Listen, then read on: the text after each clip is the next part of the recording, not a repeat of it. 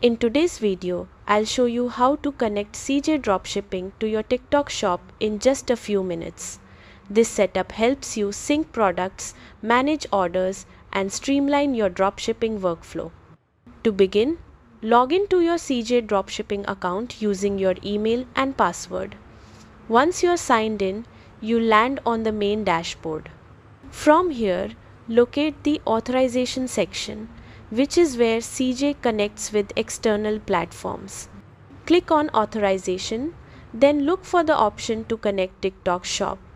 When you select it, you'll be redirected to TikTok's login page. Enter the email and password linked to your TikTok shop account and complete any verification steps if prompted. After logging in, TikTok will ask you to approve permissions for CJ Dropshipping. Review the details, then confirm the authorization. This allows CJ to sync products, inventory, and orders with your TikTok shop. Once approved, your TikTok shop will be successfully connected to CJ Dropshipping.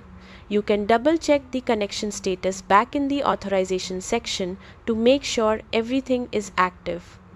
And that's it.